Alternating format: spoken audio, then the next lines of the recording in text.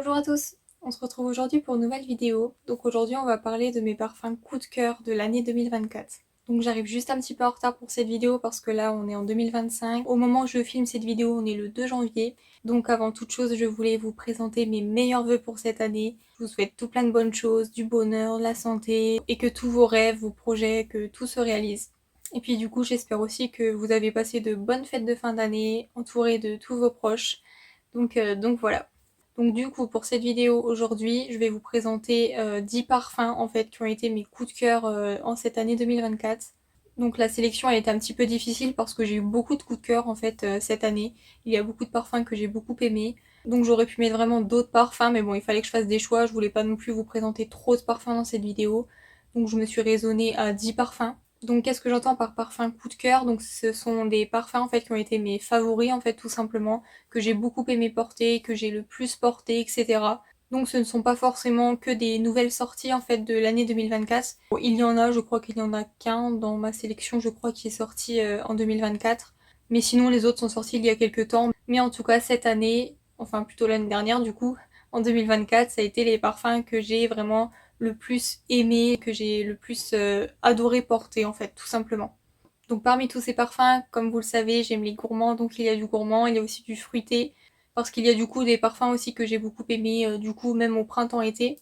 Donc ces parfums-là sont plus des fruités. Alors c'est marrant parce qu'avant je disais qu'il n'y avait pas de saison en fait pour moi pour les parfums, et qu'un parfum fruité c'était pas forcément le printemps et l'été, et un parfum gourmand c'était pas forcément automne-hiver, mais finalement je me rends compte là depuis le début de l'automne-hiver que je porte en ce moment en tout cas que des parfums vanillés gourmands et que j'ai aucune envie en fait de me tourner vers des parfums fruités, alors que quand il faisait encore beau et bon, voilà, en printemps-été, je portais que des fruités, et au contraire à cette période-là, je ne me tournais presque pas vers des vrais gourmands, vraiment lourds, un petit peu alimentaires, etc. Même si au fond de moi, je pense toujours qu'il n'y a pas de saison pour porter les parfums qu'on veut. On peut même porter des parfums solaires, monoï, etc. en hiver, on fait ce qu'on veut. Mais je me rends compte que je me tourne pas en fait vers ces parfums. Là, je me tourne pas vers des parfums fruités, etc. en hiver. Mais bon, c'est tout. Bon, c'est une intro un petit peu longue, mais bon, en tout cas, si le thème de la vidéo vous intéresse, donc restez avec moi, mettez-moi un petit like, abonnez-vous, et c'est parti. Donc on va commencer avec les parfums que j'ai le plus aimé, du coup, printemps-été. Donc on a déjà le Sunset Hour, du coup, que j'aime énormément. Et là, du coup, de le ressortir, ça me fait bizarre et ça me donne, du coup, envie de le porter, alors que je l'ai pas porté depuis cet été. En fait, ça fait vraiment plusieurs mois que je l'ai pas du tout porté. C'est un parfum fruité que j'aime énormément. Alors comme d'habitude, je vous mets toutes les notes à l'écran.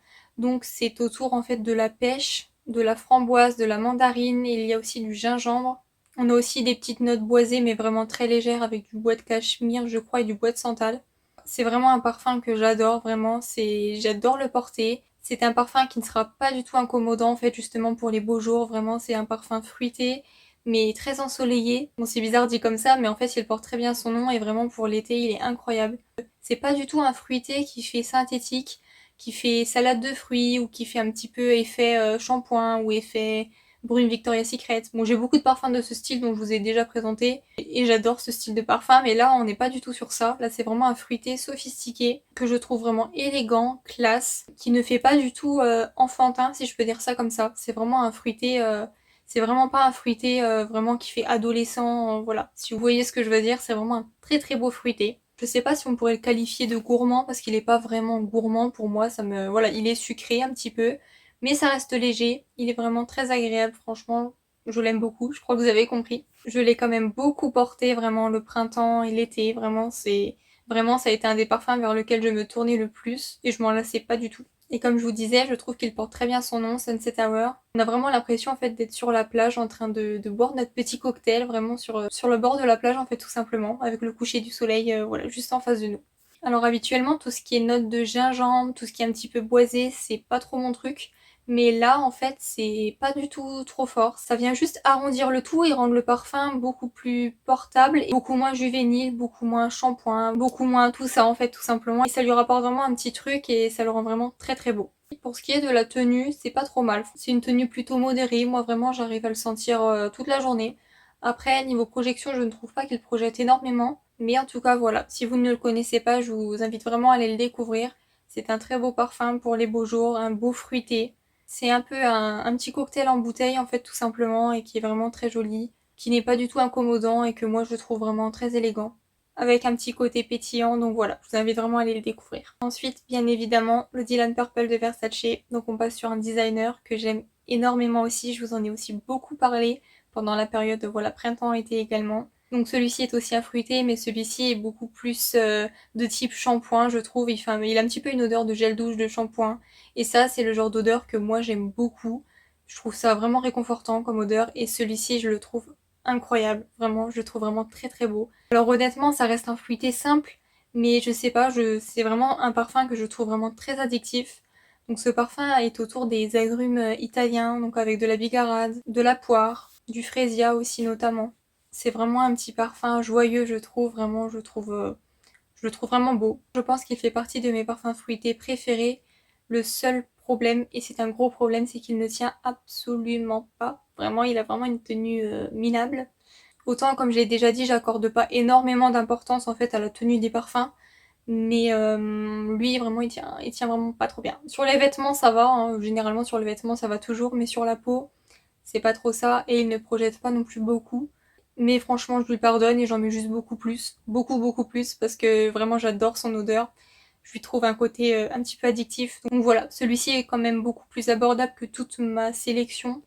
Je ne présente pas beaucoup de parfum designer, pourtant j'en ai quand même beaucoup, mais voilà, là j'ai quand même fait l'effort de vous présenter ce parfum designer et que de toute façon j'adore, donc je ne pouvais pas ne pas vous en parler parce que je l'ai beaucoup, beaucoup porté.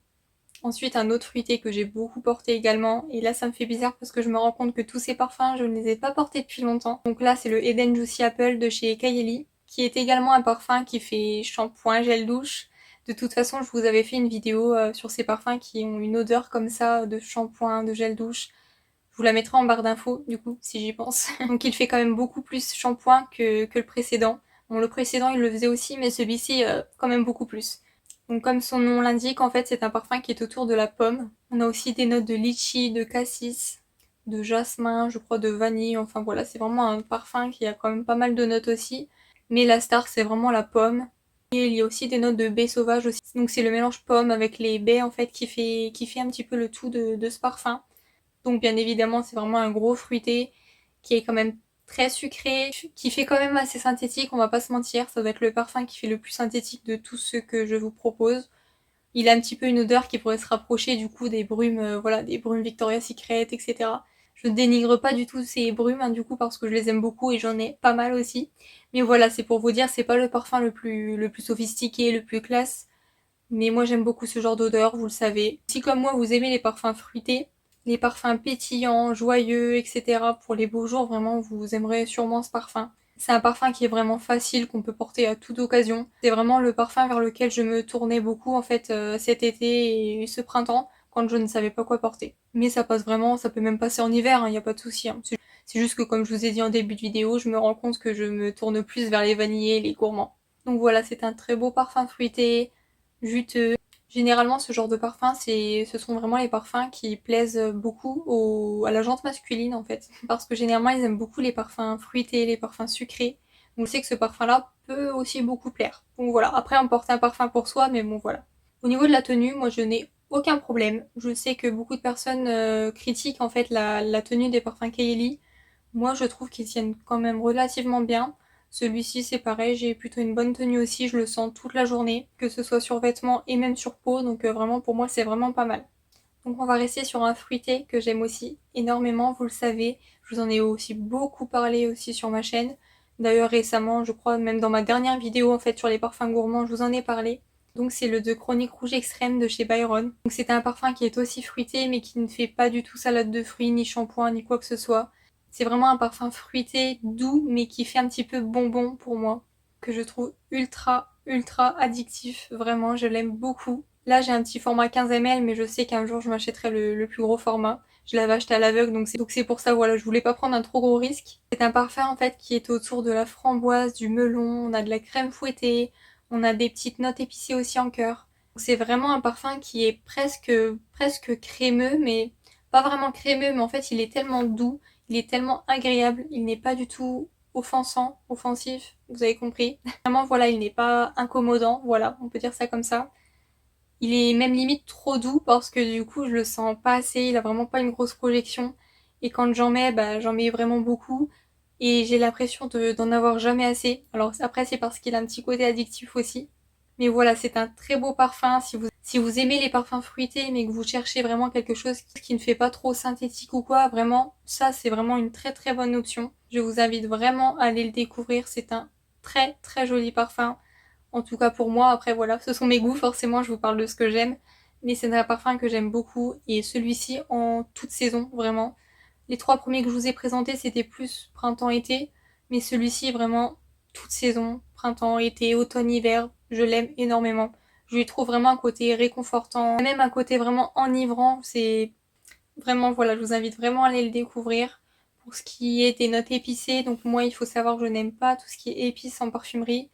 Et là, c'est vraiment très minime. Vraiment, ça se sent à peine. Ça rapporte juste en fait un petit peu de rondeur au parfum. Ça lui permet peut-être aussi de tenir peut-être un petit peu plus, je sais pas. Mais ça lui rapporte juste en fait un petit truc en plus et je vous assure que ça se sent pas vraiment. Je vous le dis parce que moi qui n'aime pas du tout les épices en parfumerie, moi dès qu'il y en a un tout petit peu dans certains parfums, je ne sens que ça. Et la plupart des personnes, des créateurs de contenu ont beau dire que les épices voilà, ne se sentent pas.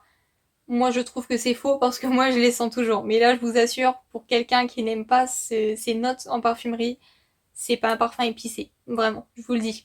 C'est juste un parfum doudou, super réconfortant, super mignon. Voilà, je vous invite vraiment à aller le découvrir.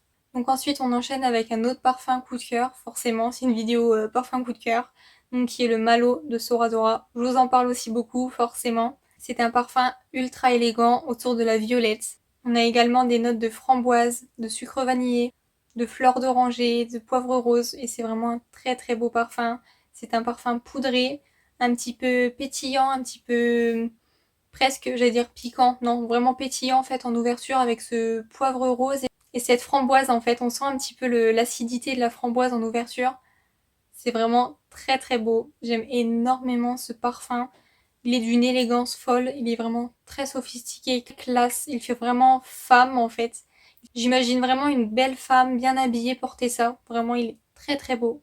Parfois la note de violette en parfumerie ça peut vite faire vintage, mais là pas du tout. Je pense par exemple à Insolence de Guerlain que j'aime énormément, j'aime beaucoup ce parfum, mais je le trouve beaucoup plus vintage entre guillemets que celui-ci. Celui-ci il fait plus bonbon en fait à la violette pour moi avec un petit côté vraiment poudré, enveloppant. On a ce sucre vanille en fait qui est vraiment très très particulier. Ça rend ce parfum sucré mais d'une sucrosité vraiment spéciale en fait. C'est vraiment très délicat, c'est vraiment super beau. Dans cette vidéo, je vais pas arrêter de vous dire c'est super beau et tout ça, voilà, forcément. Mais voilà, j'aime beaucoup, hein, donc je vais pas vous dire autre chose. C'est un petit côté addictif aussi, je trouve. C'est vraiment un beau parfum que pareil, j'ai beau le porter, je m'en lasse jamais. J'ai jamais non plus l'impression d'en avoir trop parce que ça reste un parfum qui est aussi doux et qui du coup n'est pas incommodant. On peut en mettre, voilà, on peut en mettre quelques sprays, ça sera jamais de trop, je trouve. Pour l'instant, là, les parfums que je viens de vous présenter, ce sont vraiment des parfums assez doux. Voilà, on n'est pas du tout dans la catégorie des gourmands, des alimentaires, etc. qui peuvent être vraiment beaucoup plus lourds et vraiment plus pour la période vraiment plus axée automne-hiver. Là voilà, ça c'est pareil, ça se porte en toute saison, mais voilà, ce n'est pas trop lourd, c'est vraiment léger, doux, aérien, poudré, super beau. Donc voilà pour celui-ci. Donc ensuite on va passer sur des parfums qui sont moins fruités et du coup plus vanillés, gourmands, etc. Donc là j'en ai deux à vous présenter de chez Profumum Roma. Donc on a déjà le Vanitas, donc moi j'ai le petit format en 18 ml je crois. Donc Vanitas, c'est un beau parfum autour de la vanille, de la fleur d'oranger. On a aussi des notes de myrrhe. C'est un parfum que je trouve encore une fois très élégant, très beau. À chaque fois que je porte ce parfum, j'ai toujours des compliments. Après, il faut savoir, si vous ne connaissez pas, les parfums Profumum Roma sont très intenses. Ce sont des parfums qui sont concentrés à 43%. Donc ils ont en fait une texture assez grasse. Ça fait vraiment comme de l'huile. Forcément, ces parfums sont vraiment appliqués sur peau et pas sur vêtements parce que leur texture en fait fait que c'est tellement gras que ça va vous tacher les vêtements. Donc vraiment, c'est que sur peau qu'on met ça.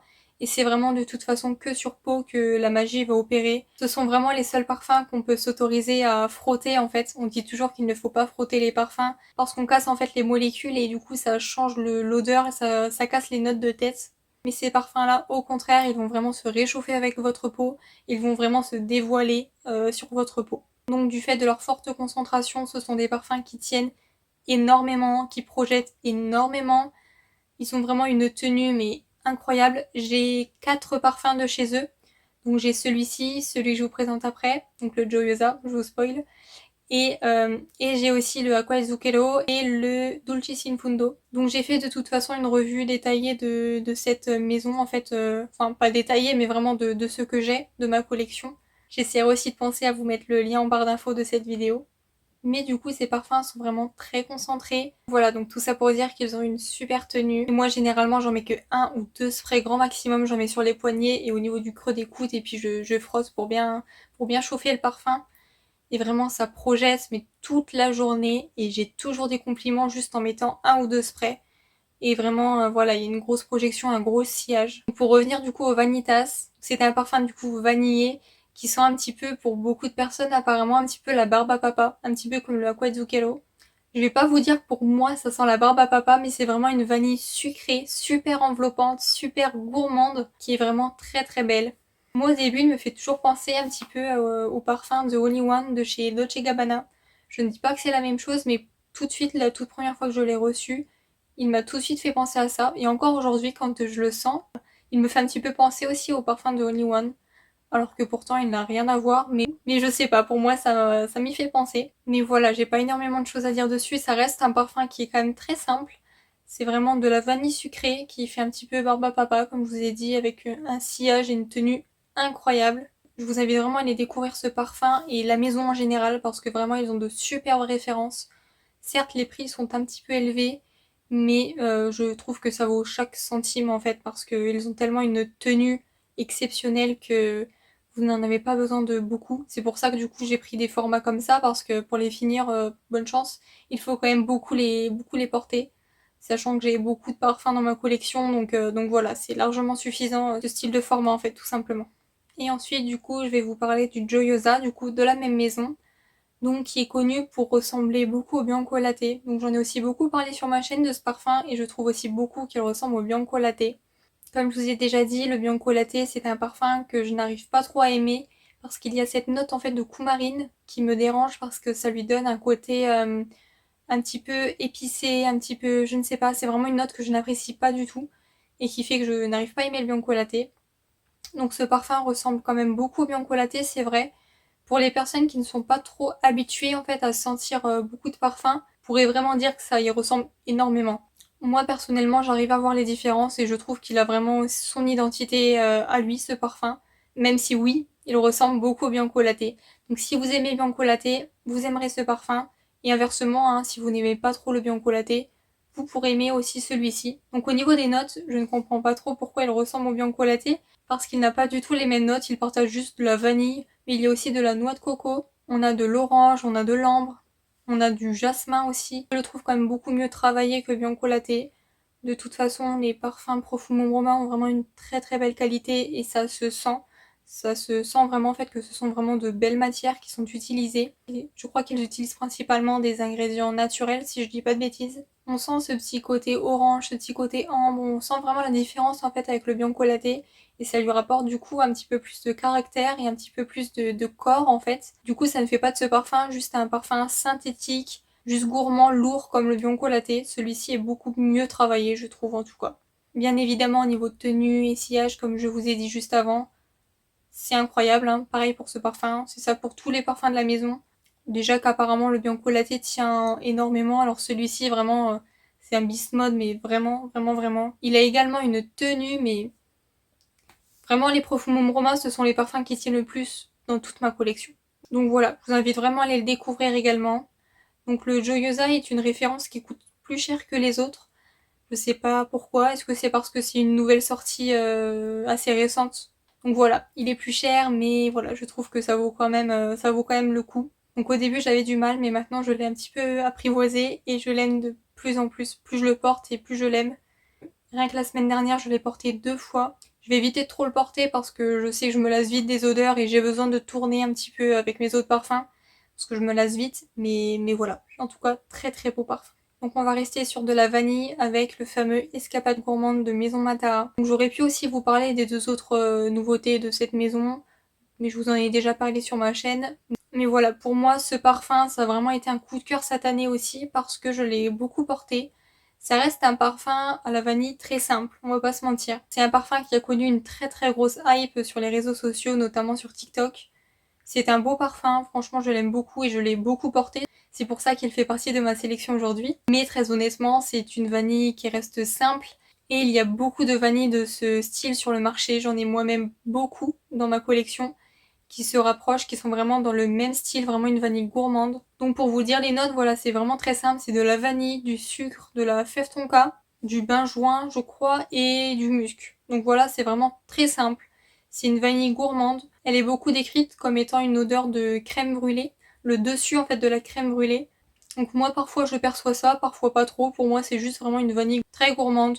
Quand on la sent, on peut avoir ce petit côté un petit peu, oui, brûlé. En fait, je vois ce que les gens veulent dire, en fait, le dessus de la crème brûlée. Mais à mon nez, ça va, je ne trouve pas que ça fasse trop brûler, vraiment cramé. Je sais que pour certaines personnes, ça fait un effet un petit peu cramé et c'est pas du tout agréable. Moi, je l'aime beaucoup ce parfum. Il projette aussi très bien et plus le temps passe, je pense qu'il a un petit peu macéré parce que du coup, il a une meilleure tenue qu'avant. Au niveau de la projection du sillage, c'est pareil. C'est vraiment une vanille gourmande, facile, qui se porte avec beaucoup de choses. Vous pouvez la mettre en layering avec plein d'autres parfums. Moi, je la porte seule, je fais très peu de layering au quotidien. C'est très très rare que j'en fasse, mais en tout cas voilà. Si vous aimez faire des combos de parfums, à superposer plein de parfums, ce parfum peut vraiment vous plaire, voilà, pour le superposer avec plein d'autres choses. Moi, comme je vous dis, c'est très rare que je fasse du layering du coup. Une fois, j'avais une soirée, j'avais vraiment envie de sentir vraiment la vanille gourmande. Du coup, j'avais mis ça. Alors au début, j'avais mis du coup la crème pour le corps, la iOS à la vanille. J'avais mis ensuite ce parfum-là. Donc j'en avais mis pas mal, donc sur peau, sur vêtements. J'avais mis aussi la brume 71 de Sol de Janeiro. J'avais mis le Super Milk de chez Lush dans mes cheveux. Je peux vous dire que je sentais la vanille, le gâteau à des kilomètres. Vraiment, tout le monde me fait des compliments ce jour-là, donc voilà. Bon après ce parfum ça suffit à lui-même, il n'y a pas besoin de tous les autres trucs que j'avais mis ce jour-là. Mais en tout cas voilà, une très belle vanille gourmande qui reste quand même simple. Est-ce que ça vaut son prix? Peut-être pas forcément parce qu'il y a beaucoup de vanilles de ce style sur le marché, mais voilà, si vous aimez la vanille gourmande, vous pourrez aimer ce parfum. Moi je l'aime beaucoup et je l'ai beaucoup porté cette année 2024. Donc je vous parle d'un autre parfum à la vanille, donc j'ai beaucoup de vanille, j'en ai aimé beaucoup cette année, mais j'ai notamment aussi beaucoup porté la Sweet Vanilla de chez Montal, qui est une vanille aussi toute simple, c'est vanille abricot dans les notes, tout simplement. C'est vraiment aussi une vanille gâteau. Ça sent tout simplement, oui, la vanille dessert, la vanille gâteau, la vanille sucrée. Pareil, c'est une vanille qui se porte très facilement, avec beaucoup de choses. À chaque fois que je porte ce parfum, j'ai aussi toujours des compliments. On me dit toujours que je sens le gâteau à la vanille. C'est vraiment un très très beau parfum. Bon, ce qui est embêtant, c'est que je sais pas du tout le niveau où est-ce que j'en suis, on voit pas du tout à travers. Mais je pense qu'il doit vraiment pas en rester beaucoup et si je dois me la racheter, je prendrai un plus gros format.